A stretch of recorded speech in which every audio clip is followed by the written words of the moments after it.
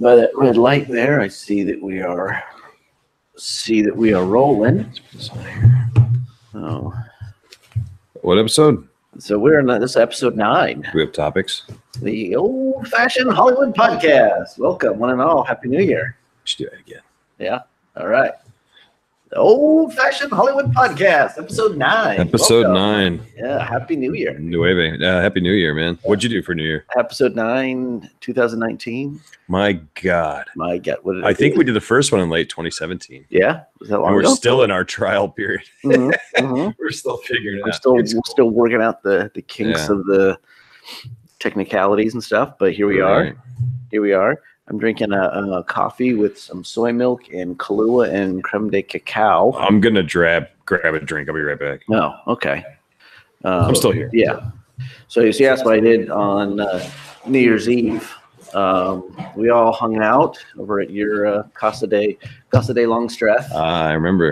Yeah, it was good times. Yeah, I had fun actually. Yeah, it was a lot of the same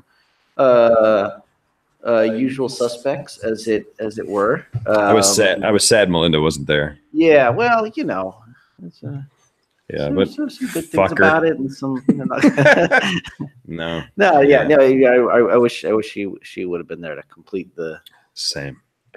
team there. Yeah. Mhm. Some new friends of yours too. Mhm. Good seeing Jason on forum. It's, Oh yeah. I won't. We won't. Jason was having a good time.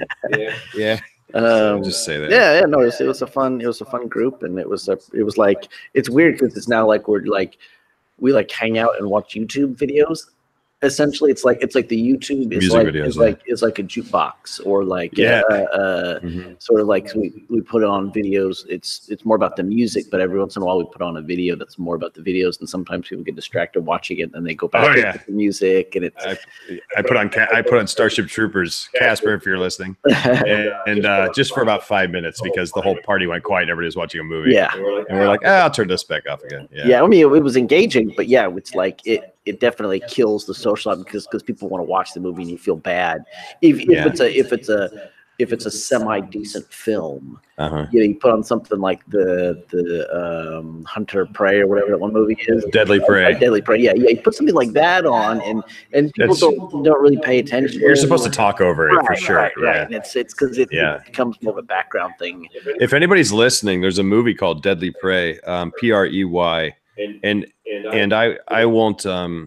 It's like everybody always says all these movies are so bad they're good, but this really is so terrible that you can't believe they made it, and it's so fun to watch. Yeah. It's one of these like 80s action, like a Commando. It's a Rambo Commando ripoff. Yeah, that kind of film with terrible actors, all these like buff guys in their 20s and bikini models in their early 20s. It's just like a group of friends just went out in the woods. Yeah, but it doesn't even seem like it has that heart of a group of friends. There's no heart. No, there's no heart. It's like somebody with $80,000, back when they have like a Canon films in the 80s, and said, okay, we're gonna hire all these young hot people that can act and throw them in outfits. And thankfully we don't do that anymore. Right. Yeah. It's funny though. Yeah.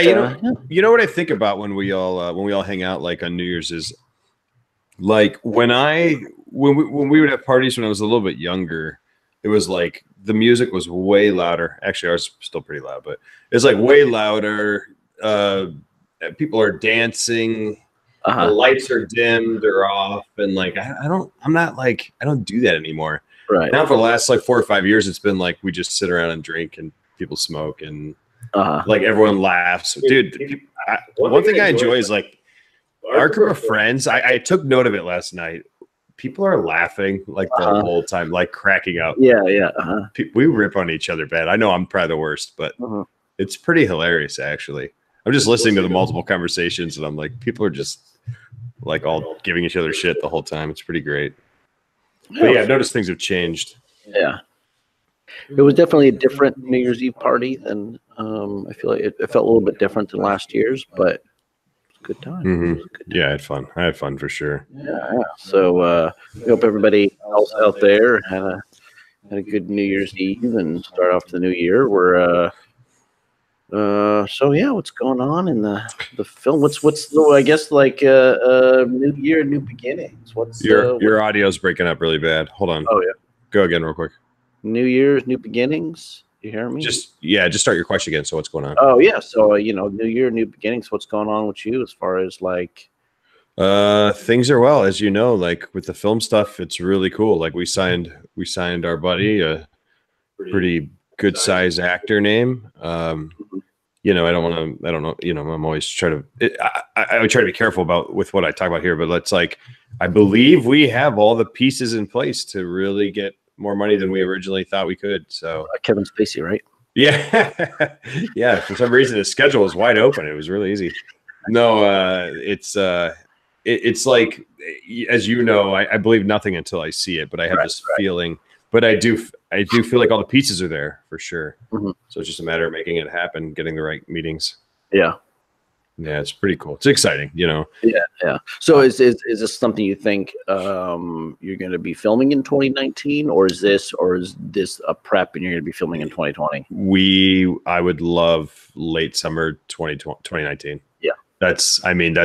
I'm trying for that. I really am, I'm trying to get as many meetings as I can for January to March, and I'll fly back for weekends for them if I have to fly. Because a lot of these financiers are in Ohio. People are interested. I'll fly home on weekends anytime, every time. Yeah, we'll see though. But I'm so jaded now that I don't believe it till I see it. But I hear you. Yeah. Yeah. Long term, I'm not jaded because I can see the pieces falling into place slowly. I just never get too excited about how quickly they'll fall. Right. Or there's sort of I have faith overall that I'm going to have another film, but any particular film option that I have right now, I'm not particularly optimistic about. Like I have this sort of is that where you're at? Pessimism that any particular film project isn't going to happen, but I know something is going to. That's kind of how it is too. It's like all these things are spinning and in the air, and clearly something's going to happen here at some point in some way, but for me to claim to have any of hard knowledge or details, it's like I'm not gonna torture myself that way. Yeah. I've been there. Yeah, well, I'm thinking, I've got a couple options up in the air right now, and one is working on the next big project like Fifth Passenger was, and that for me would mean that all of 2019 is a prep year. Is like laying the groundwork to shoot in 2020. Unless a miracle happens and somebody comes to me. But I'm just like any big project I want to do, I know is going to take a substantial amount of development and pre-production. Especially if you're going to go effects heavy, in a similar way. But I do have the option. I've been kicking around the idea of a micro budget horror film, like no budget to micro budget horror film. My buddy's got a cabin up in Northern California, and just going up and shooting the sort of I hate to say Evil Dead style. Yeah, I hate to say like Blair Witch kind of thing, but just in the sense of like the micro budget up in the thing. It would be a narrative. It wouldn't be found footage or anything like that. But I kind of already have the outline of what the script is going to be, and it's a very small cast, and my buddy would act in it, and it would be this interesting piece that I think if I could pull it off, it would be the sort of thing where moments of the film would feel like the sort of the Sundance drama type film, and then other parts would be this weird, fucked up horror film type Babadook. Stuff. Yeah, maybe. Yeah. I always like how it makes like a real dramatic story with a horror film. To me, it's my favorite kind of stuff for sure. Yeah. Almost kind of, but almost the mumblecore kind of feel to it. But yeah, I mean, but I'm totally prepared for 2019 though, just to be a year of laying the groundwork and building for what I mean. Because I'm finally now at the point where there's really nothing for me to do with Fit Passenger. Yeah, is that weird? After years, it's a relief to find. As a recap, everybody, Fifth Passenger is a film he worked on for how long? Oh, like 7 years from script to 7 years, and it's out on VOD and DVD now. Yeah, Amazon Prime, everything like that. It really is. It's been such a long journey that you sent your kid off to college, dude. Yeah, for sure. Yeah. So and that's kind of where it's at. It's like the distributor has it, it's out on some platforms, and some money's finally coming in, and there's still some territories to sell, but then we're still doing social media, but all the Kickstarter perks are out, and everybody has their copies of the film, and it's not going to the film festivals or any screenings anywhere. It's just out into the world now, and there's not really much. There's not much you can do anymore. Yeah, your part in this is done. Yeah.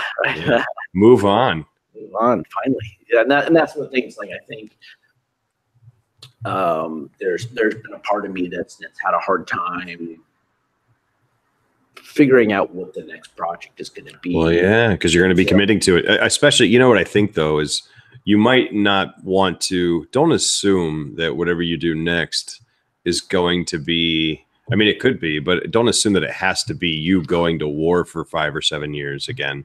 Right. I'm sure you've learned lessons. I'm sure you've made connections, contacts, whether it's distributors or whatever, or other producers. Like, it doesn't have to be that again. You know what I mean? No. Yeah. And ideally that's okay. Taking what I learned from this last one and applying it. And also it's the idea that Fifth Passenger was my first feature, and it was saying, okay, hey, look, this is what I can do. Right. As a director, as a producer, as a writer. Yeah. That, having a bit of evidence of this, this is, if you trust me with some money, this is what's going to happen. This is the kind of product I can turn out and everything like that. And that was always my goal. That was my thought process with Brandywine, was like, imagine if this guy had money. That was what I saw that in my head. Like, that's what you're doing. You're making something. It's like, imagine if he had a budget, or if he had real money, Right. Yeah. That has to be your goal. Yeah. And I mean, that was definitely one of the biggest shortcomings with the film. I think was lack of resources in some respect. I mean, it's not at all to assuage, mistakes I made or my shortcomings as a director or writer or whatever. I mean, those are dependent on the budget largely, but there are definitely, the biggest thing was not having a lot of time on set with stuff like the whole green screen sequences we shot with Doug Jones and everything. That was all one day. Like, we had one day, one crack at that, and it was like you just start shooting, and if it's not working out, you got to just make it work out, because when the 7 p.m. rolls around and everybody's been on set for 12 hours, that's about it. Everybody's going to start going home, and you got to figure out, like, okay, somehow I got to get footage because Doug Jones isn't coming back. Nobody's coming back. This is it. We're obviously we're doing Escape from Camp Miracle, but we're also doing a smaller film, as you know, Long Slow Death of a 30-something, and things have changed with the cast now. Now, this isn't going to be like you're saying with Doug Jones and stuff, but it still is like some of these are old actors who are not really even actors. They did a great job. Like, I wouldn't go back if they didn't, but now I have to, in our proposals to them, like one guy's job, he told me the other day, like, dude, I might get a call and I have to step away for 2 or 3 hours and handle this issue at my work. Right. Or I have 2 babies now, man. And I'm like, oh man, like, it has been so different. Like, obviously when we work on Brandywine with union actors and stuff, you already know your limitations, like what you're saying. It's a time crunch. Right. And now I'm juggling like people having kids, and like, it's crazy. I mean, that's always been there, but I'm talking about like in a non-union capacity. And I'm like, man, like, we are fucking like, I'm so afraid. I don't want us to be in a situation where we just film what you can film in the time you have. Yeah. And then whatever you get, you're lucky to have it. Like, that scares me, because that's not going to do me justice or our team justice. You know what I mean? So it's like, that's something I think you don't want to be a slave to going forward either. Is you don't want to be a slave to circumstance. Like, you're trying to prove something, and you need everything to be right in order for you to do that. Yeah. And then, but then again, that's always a part of filmmaking. I guess that is part of proving something, right? Is constantly making sacrifices and making compromises, and say, okay, well, we can't do what we ideally want, but this is what we're going to be able to do with what we do have. And then sometimes you make the right decision, sometimes you make the right compromise, and sometimes you don't. Yeah. But for us, a lot of it was like, we didn't really have the option of doing extensive reshoots or pickups or stuff like that. I mean, we did some, but it wasn't like, oh yeah, we're to bring Doug Jones back and reshoot this whole sequence with all these actors in front of the green screen and all that sort of stuff. It was just like, it just wasn't really an option to do that kind of stuff. But you don't want your film to be, you don't want every scene to be a second or third best scenario because the first thing you wanted to do, you weren't able to pull off. You know what I mean? It's like when you watch the new Blade Runner movie, they clearly weren't just limited by time and money, and they got to do what that guy wanted to fucking do. You know what I mean? I wish there's got to be a way to protect that to some degree. It's tough though. I mean, that's the producers, I guess. Well, you're producing your own too, so you're juggling all the balls in the air at once. Right. Well, then that's the thing. Hopefully, with the next project, I mean, I'd like to be in a position where I'm hired as a director for hire kind of project, whether I'm writing it or not, but where I'm not producing it. I'm not the guy raising all the funds and doing everything behind the scenes. Cause that was one of the things with Fit Pastor was just like, the amount of time that I was doing work as a director versus the amount of time I was doing work as a producer or whatever other job you want to call it, I was doing on the film. Yeah, it's exhausting, and it fucks up your potential to shine sometimes in any one job. Yeah. Because I'm like, ideally, you're the director fighting against the producer. This is what I want. This is what I want. And the producer's always trying to rein the director back in. So, but I'm having this sort of thing with myself. I mean, I've got Morgan that I'm working with,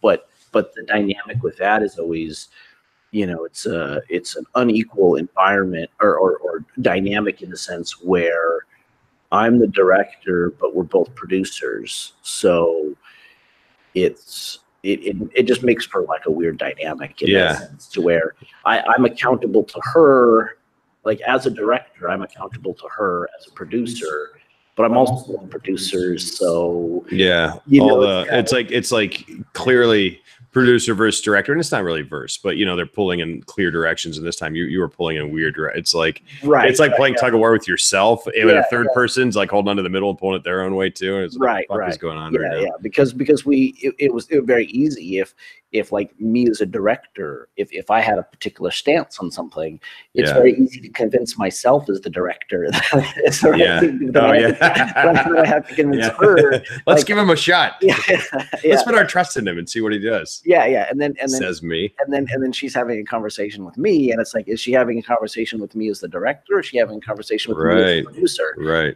And it's like, and I see where that could be unfair for her in a sense of having to deal with that, but also it's, I'm as a director, there's that part of me that just wants to push for what I want. Because that's what you do. Fuck yeah, that's been what's in your brain for 5 years till you're right. So with even including these little celebrities we've attached. I just say little so I don't sound like an asshole all the time, but you know what I'm saying. I mean, they're like what, 4'6". So yeah, they're all kids.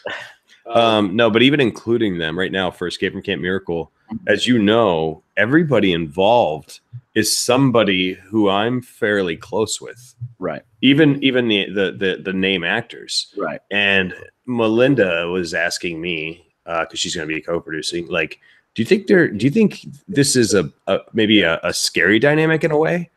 Like having it be where it's a lot of friends, it's almost like a family. Right. She's like, is that going to blow up in our face somehow? Like the comfort levels and stuff. And I thought, well, that's interesting. Like, because to me, I wanted that wherever, because you're talking about the producer director dynamic. And I knew even if I have friends as producers, like we'll fight, but we love each other. And we've all been through this. So it's not new. Our egos aren't going to ruin our friendships or whatever. But what do you think? I think we're fine as long as we set boundaries and stuff. I think it can be the greatest job in the world, like all of us being at summer camp. Well, I think you know, your friends as actors isn't going to be a problem. No, you no. know, I mean, She meant all around all across the board. But yeah, like you're talking about above the line. I mean, you know, that's where it's like, you know, having your friends as roommates or going anytime Totally. it's business pleasure, you're gonna get, you know, stuff that happens, and it becomes drama, and it becomes, you know, oh well, you know what, like, you know, Larry said this or so and so said this and now this, and you know, doesn't mean that we're not friends anymore or whatever. And it easily become antagonistic, where if you don't have that emotional connection, you can sometimes be a little more honest and upfront and not worried about it. But you're not trying to protect something more. But you know, but the trade-off, I think, is that with good friends in these situations, even if we fight, I'm a director, and let's say I'm close to, in some degree, or close with, in some degree, to some degree, all the producers. I know that even if we're fighting and we're mad, they're not trying to fuck with me, like in a real way. You know what I'm saying? It's not a real ego battle. Like, they ultimately, at the end of the day, they really do want me to do well. Right. And that to me is like, that means a ton more than, like, you're right. Like with a stranger, you can be more direct and stuff. Yeah. But you don't know what's this dude's angle deep. You know what I mean? Like what does he really give a shit, or is he just worrying about himself, or you know what I mean? Like, he's here for the paycheck, or right? Or exactly. Yeah.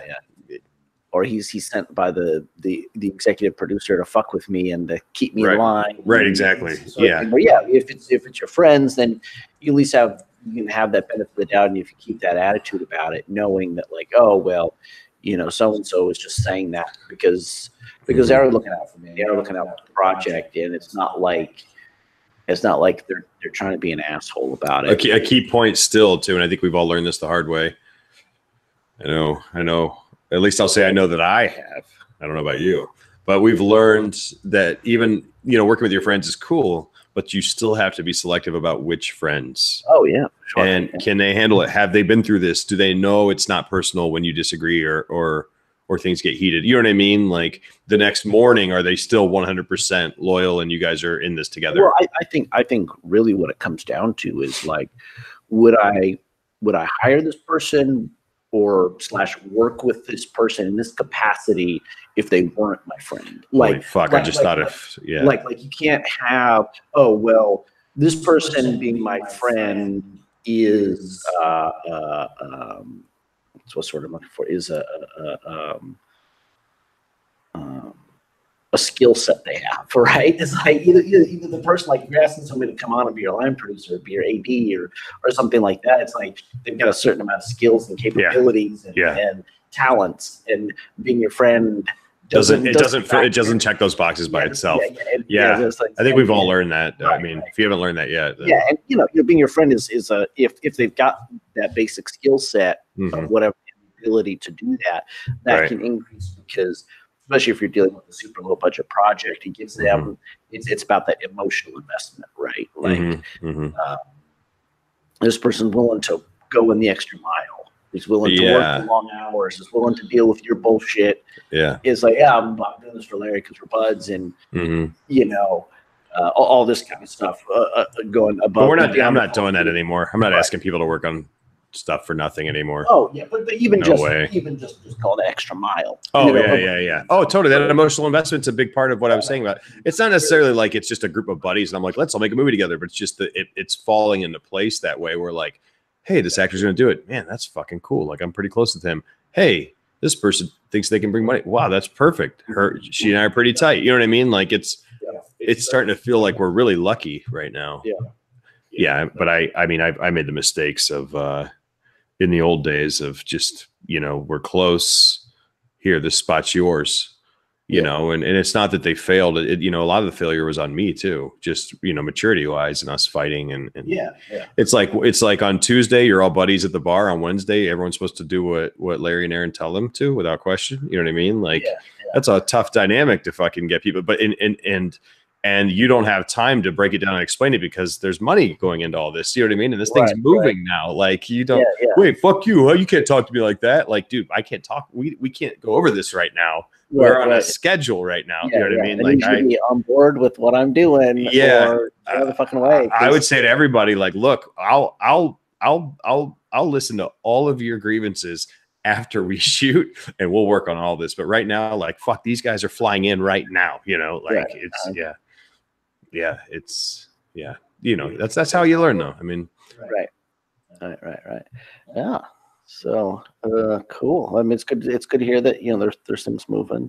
Yeah, it's good. And hopefully with 2019 we can see some shit happen, you know. Like be on set for one of these would be cool. Yeah.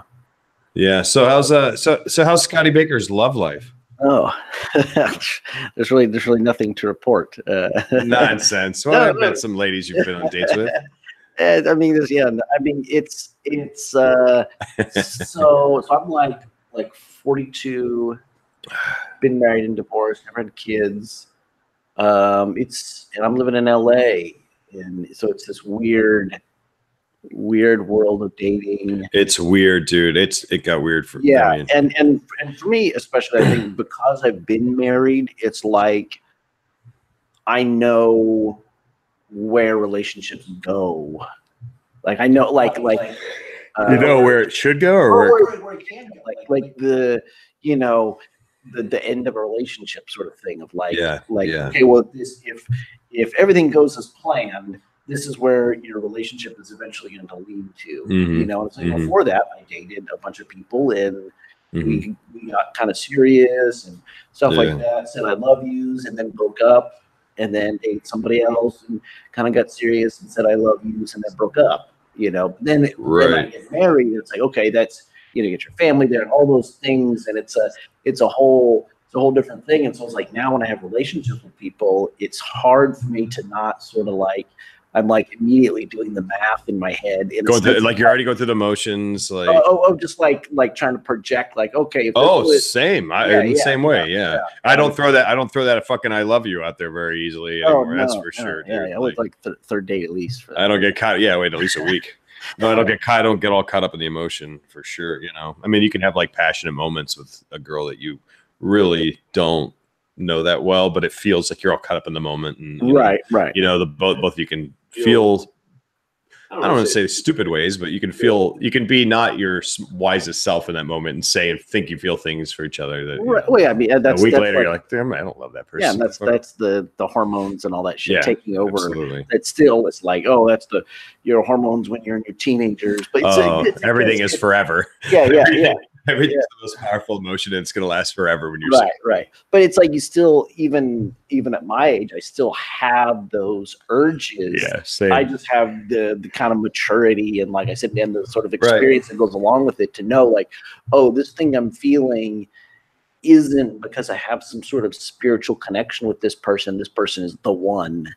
It's just because my body is saying, yeah, you want to, you know, get with this person or whatever it is. It's not just sex too. It's also like a companionship feeling sometimes. Yeah, it's just a nice feeling for sure. I think we were talking about it last night. I know I was to somebody. One of the things about being in my 30s and dating in LA, is it's every time I meet a girl, because I don't date on like Tinder or anything like that shit, but every time I meet a girl and we start talking, whether we meet at a bar or out with friends, usually it's like mutual friends or whatever, and we get to talking and we clearly like each other, and eventually I ask how old they are. They're always like 26 to 28. Right. I'm always like, motherfucker, dude. Like, right. I thought, like, where are all the girls my age? And it's like, I'm not going to bump into them when I'm out at dinner with friends if they're single and don't have kids. Right. Because if they have kids, it's not that easy to go out all the time. And if they're single, I'm not going to talk to them in that same context anyway. They're going to be next to their dude usually or something. You know what I mean? Like, and it's been a strange thing because I do not seek out younger women. It's just, that's what's out there, right? You know, especially in LA, like when you're going out to some nice restaurant Saturday night, you know, and I went on a date with a girl who was my age, who a week or two ago, maybe last weekend, I can't remember.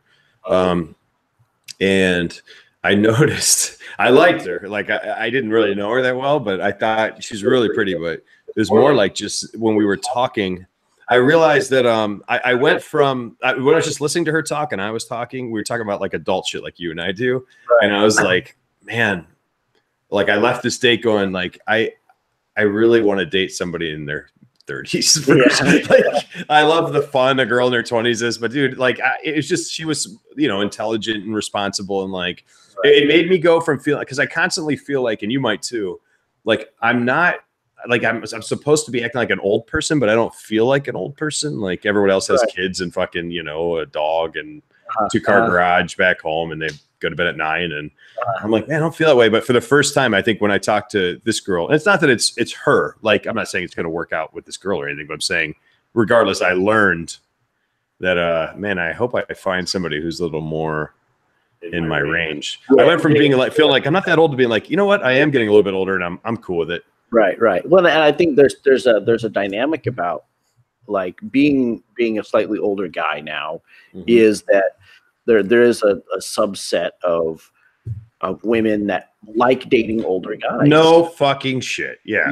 And I mean, I remember when I was in my 20s, I remember the girls that were my age were dating guys who were in their late 30s and 40s, and even the high school girls dating like 25-year-old guys. Right. Thinking like, what the heck, you know? Yeah. And now I'm in that age, and I'm like, oh yeah, I get it now, or whatever. But I mean, it's you know, I mean, I told you it was, you know, I was dating somebody, and it wasn't. It was. Sorry, my laugh popped. It was partially the age difference, you know, but it was also just a worldview difference, you know, like somebody who's always talking about astrology, like it, and that's the thing with like dating is. It's that process of getting to know somebody. You know, you could have a physical attraction, or you could have some other sort of intellectual attraction, or something about the person that you click with.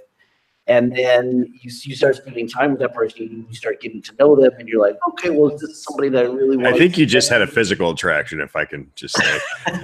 I think if we're talking about what I think we're talking about, I'm pretty sure it's just you had a physical attraction to her, and then it was more than that. Like physical attraction doesn't last more than. No, it doesn't. That's what I'm saying. Yeah. But I was dating this person for almost 2 months, so. So I think in a lot of physical attraction. No, I'm just teasing. Like I don't think anything bad of the person. I mean, and that thing too is like at my age, like I mean, am I gonna have kids, get married, and do all that thing? I don't know if that's ever gonna happen. Do you want that? You want kids and stuff? Not really. I always felt like that it doesn't matter to me. Like I would like to find somebody that I can have as you know, we're companions, we're in this together. Yeah. You know, I'd like to do that. And if that person that I'm with wants to have kids and wants to make it work, then great. And that's I feel the same way. If that person doesn't, it's like it's no big loss. Like I mean, because I see people like my brother has 3 kids, and I see other people with kids, and I'm like, holy crap, man! Like I don't go through all that. Your Uncle Scott, huh? Yeah, and that's how old are these kids? Like the oldest is like 19 now. Holy fuck! The youngest is like 14 or something. So yeah, my nephews and nieces are babies, dude. The last time I went and hung out with him, like his voice was changing, and that was really weird. Like so Uncle Scott, he kind of like shoulder checked. Yeah, but he was in that Uncle Scott. Kind of like the goofy, awkward. Yeah. Mr. Simpson. Yeah. Kind of like how my voice is all the time. Right. But yours will crack someday. The whole thing with being a parent is so overwhelming. Looking at all that, how that changes your life and everything like that. There's a part of me where it's like just being selfish, like, oh, I don't want to deal with that. But then there's another part. It's like that's about being selfish. Like it's a huge responsibility and obligation, and I would hate to fuck that up. You know, like having. I wish people 100%, dude. I wish people would be less about do I want kids and more about would I be good at raising kids. Yeah, I mean, because like fuck, why don't they think it's about like, that? It's not like really something that you have. Like, oh, I'm gonna like. Yeah, it's not having a toy. Yeah, it's like buying a car or something like that. Right. It's you're bringing a new person into the world, and you're shaping them. Yeah, you're sending them on their way. You're like, own your kids. It's like you're a steward for them. You're charged with taking care of them until they can fend for themselves. Yeah. It's not like your property to do what you want to do with. Yeah. They're not just there to keep you company or make you feel like you did something right because you had a kid. You're not selfish because you have kids. So you're not a selfish person. So you're not lonely anymore because you have kids. I swear to God, I've talked to girls who don't have kids, and I mean, just the fact that you've talked to girls is surprising. A couple of these people were, maybe depressed, like clinical depression or something like that. But I've heard girls or women say, I want to have a kid because it would be somebody that loves me. Oh, sort of fuck, dude. Like this. What if they're wrong? What if they have the kid and they're wrong? Something that has to love me, or is like, holy shit. I've heard girls or women that's scary. Say that's not fair to that kid, dude. No, it's not. Like it's not the sort of. I mean, and in no way am I insinuating that there's a significant population that feels this way or anything like that. But I know that it's out there. Like I've heard people say that. It's like the idea of something like that. It's like, I want to have kids because I want to have a small version of myself running around or whatever. I mean, or it's your legacy, or you're passing on your legacy or whatever. You hear at least that's there's a care for that person and put them out there. Yeah. I thought about this is kind of an aside, but it is. I was just talking about this on Facebook actually, but I thought about. I remember one time my mom. I remember I won't name names obviously, but there were when I was like a teenager, young man. There were some adults in my life older than myself who I didn't think super highly of. Uh-huh. And I remember my mom had known them forever. And I'm not saying they were always related. They weren't always related, but and I remember she didn't like hearing my brothers and I. She understood why we didn't like these people or thought that they were sketchy or whatever. But I remember her saying, "Oh, honey, you don't understand. Like that girl had the worst childhood." And she would tell me stories and details about this woman who I'm looking up to as like an older lady. And she's telling me stories about this lady when she's like 5 or 6 years old. And my mom knew her. And or not even, I'm getting those details mixed up. I'm just using an example. Right. But she would tell me things that came out of this lady's mouth or this guy's mouth, like and things they'd been through together. And I remember just being like totally feeling super guilty for thinking they were less than or sketchy because I compared their situation to mine as a kid. And I was like, oh, I understood. Like not everybody starts from an equal starting point. And and I think it was so important. I always put my mom on a pedestal. And I really do. I mean, she really did deserve it. But I always think of all the people who want to be parents. Mm-hmm. And like, that's one example of not just making your kid tough, but like kind of teaching them these basic outlooks about the world, like empathy and reason and how to go out there into the world.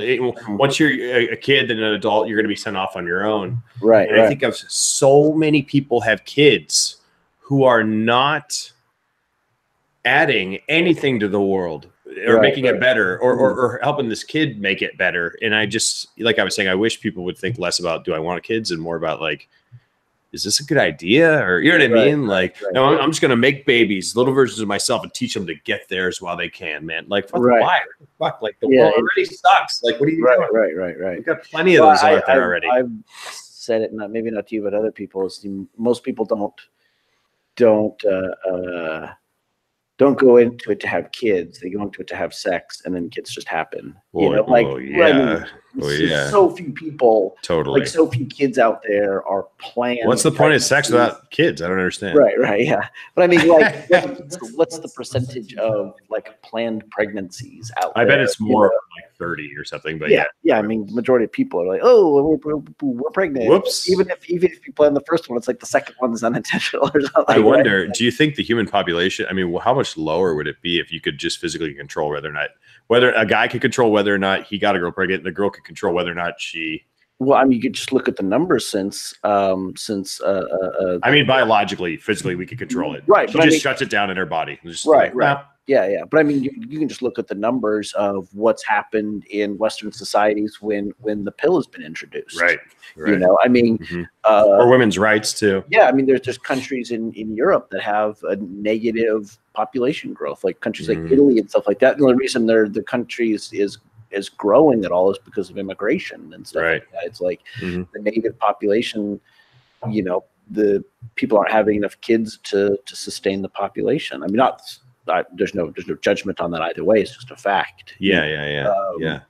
But it's and that's the stuff. Whenever I like start dating someone, it's hard to like not like immediately start to go there with stuff and be like, I start dating somebody, and all of a sudden I'm thinking like, okay, what's this person going to be like? Right. We're dating for 4 years, 5 years. We get married, or introduce this person to my family and my friends, and like this like second date stuff I'm thinking about, my friend told me, and my friend Christina told me that she had a rule kind of in her mind where she decided past a certain age, I was like 25 or whatever. I don't know if there was an age, I think it was though, that she would not sleep with anybody who, like, she asked herself the hypothetical question, like, if this person got me pregnant, would they be a worthy dad? She didn't think she was going to get pregnant. She wasn't going to let a pregnancy go, but it was just a level of character versus like, who am I letting in my life? Who am I letting in? Right. In my body, not to be right. And I thought, you know what, I think I'm going to start doing that too. Not that I thought, like I said, like, not like I'm not worried I'm going to get somebody pregnant. Just more about like, who am I letting in the door here? I got to like kind of start screening a little better. I totally fucked that up about a few years ago and fell back down, but I'm trying to get it back up. Yeah, it's been a lot better lately. But when you're hanging out at the strip clubs and stuff like that. Right. I was in the second strip club of my life up in Fresno a couple weeks ago, actually. Yeah. Well, because you go to that one all the time. And you feel loyal to it. Why go to any others? I mean, I go every day. I just don't. No, it's my friend. He was trying to show me around Fresno, and once we went to 4 places, there was nothing left. He didn't tell me we were going. We just pulled in, and I was like, okay, whatever. Yeah. We were the fresh meat in there too, like 2 clean-looking guys. You know what I mean? Like walking in, like we were the magnets for sure. Right. And you look around, and everybody else looks like a Simpsons regular. Like, I was like, man, this is just where people hang out, dude. Like, for sure. Yeah, tragic sight. I've said that to myself too, and definitely not adhered to it as much as I wish I would have. I wish I would too. I'm trying. Okay, well, what if I accidentally got this girl pregnant or whatever? Like I shouldn't be sleeping with anybody that might it's a person that I would want to be the mother of the child I had. And that's again, it's less about sex and it's more about who you're letting like in your circle all the time. You know what I mean? Like, yeah. Do I trust that this person wouldn't steal something from my apartment if she stayed after I went to work? Well, I mean, that's a pretty low bar. Yeah, that's a really low bar. That's a really, really low bar. I have so many stories I'm not going to tell because I'm going to get in trouble, but similar ones. Well, she's a pretty good thief. I think she'd make a great mother, though. Yeah. Look, I respect it. Yeah. As long as you don't steal from me, I really admire your skill set. Yeah. Yeah, she's thrifty or resilient. She's cunning. Resourceful is the word. Resourceful is the word, not resilient. Yeah, you got to admire that. If you focus that in the right direction, you're really. So here's to maybe making better choices in our love lives for 2019. I didn't make the worst ones. No. Recently, I have not. Yeah. Recently, I have not. Yeah. Super recently, I've been. I'll just say that so far, 2019. Yeah. I'm going good. I'm stuck to my guns. Right. So far, you've had sex with as many girls in 2019 as you did 2018. That's you're staying consistent. Yeah, that's good. Dude, we went out. I was like out cold after our breakfast, all of us this morning. Yeah. I was up and running at like 4:30 in the afternoon. I was like, all right, now let's do this. And the sun goes down. Yeah, man. It's been a day. It's been a cool day. Yeah. It's been a year. Let's hope So how was your year all in all, wrapping up? Oh, I mean, it was definitely 2018 is definitely a banner year for me with Fit Passenger. Oh yeah, you launched your fucking film, man. I mean, we had a short theatrical run, and it showed up in Northern California in Santa Rosa, my hometown.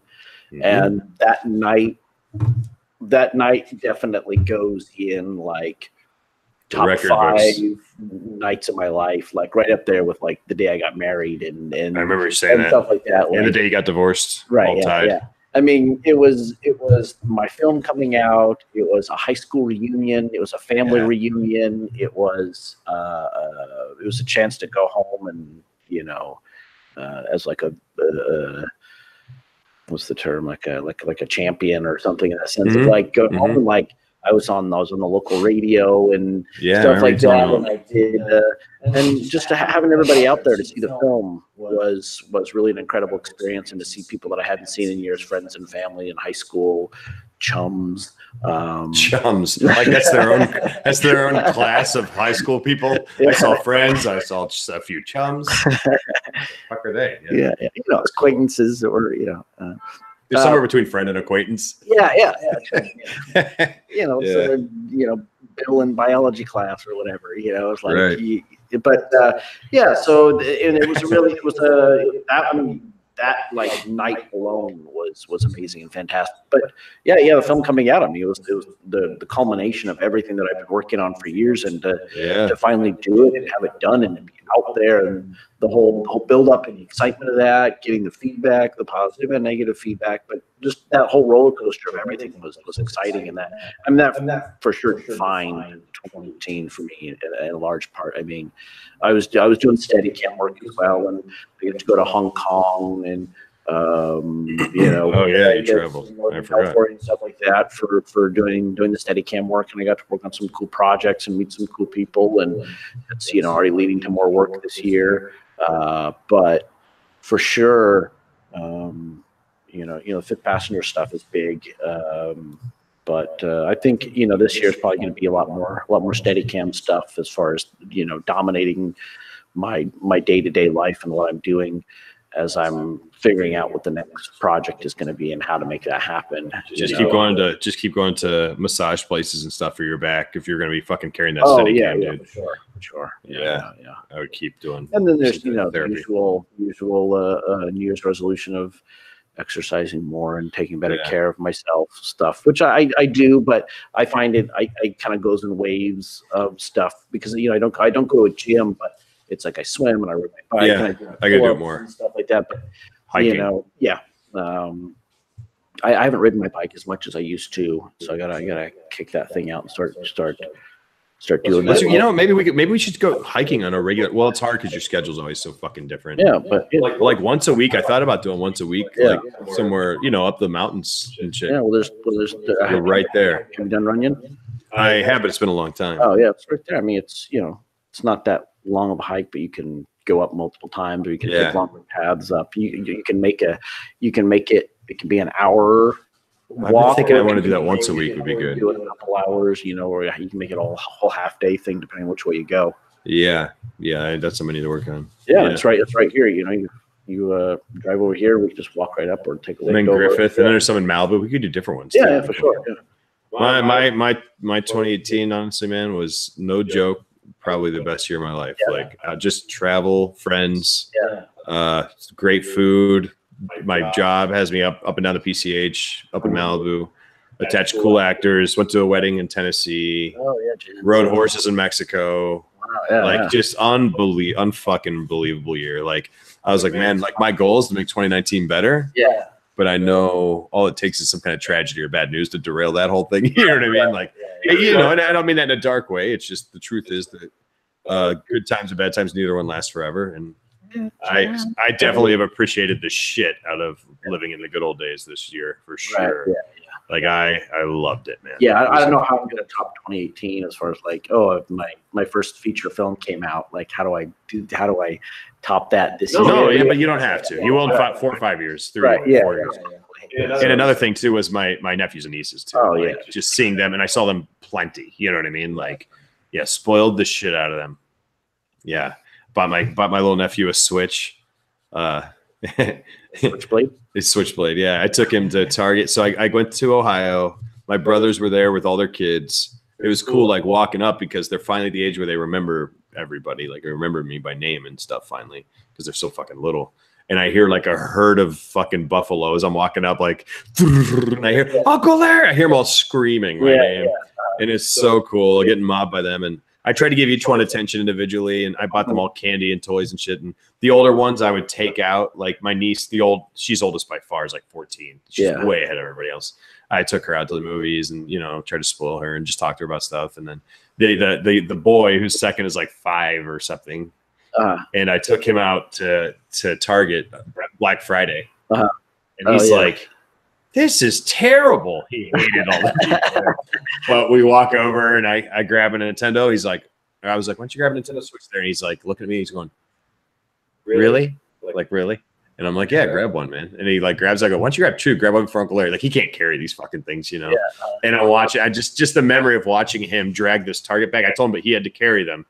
Watch him try to drag this Target bag of Nintendos through the front yard, and he's like going, Dad, he's yelling, and the fucking Target bag is like banging against rocks and shit. I'm like, all right, give me that fucking thing, dude. Like, but just his excitement, you know, was amazing. Man. It was awesome. Just seeing all those kids is so fucking awesome. It makes me proud of my brothers too, you know. Yeah. Same way. I got to hang out with my brother's kids, and it's good seeing them. You know, they're not as like small independent now. Right, you know what I mean? Like, but now that they're at the age where they're starting to be more independent and stuff like that, and that's like, cool. It's cool to see them becoming men, huh? Yeah, are they all boys? No, 2 boys and a girl. Middle's a girl, and so. But yeah, it's good to see them being becoming adults, like young adults and stuff. It's just kids, and you know. my brother told me when I got back to LA. Or maybe I still don't know how, I can remember. He said his daughter ran up to him. She's like 2 or 3, Caroline. And she's like, Daddy, do you know what Uncle Larry calls us? And I don't know if she asked her dad or mom. And they go, no, what? And she goes, oozers. And they're like, what? They're like, he calls. And she's like, oh yeah, losers. And runs out like they think it's hilarious. And he told me that she's like going, Daddy, Uncle Larry says I hate kids, and she makes a mean face because I would yell at them and I'd like throwing them around and wrestling with them and stuff. Yeah. It's awesome, man. Yeah, sorry, I sound like an old man right now, but old man Larry. Good times, man. I had a great year. Me too. Well, so wrap this thing up, I guess, huh? And, alrighty. We move on to the real shit in our lives. Thanks you all for joining us. Another installment of the old fashioned. And we weren't drinking. I was, but you know. I wasn't. We drank too much earlier last night. Yeah. But so here we are saying goodbye and to 2019. Hope to see you again. We'll see you all in hell. Sayonara, suckers. Cool. I'm curious to hear that audio. Yeah, me too. Stop the broadcast.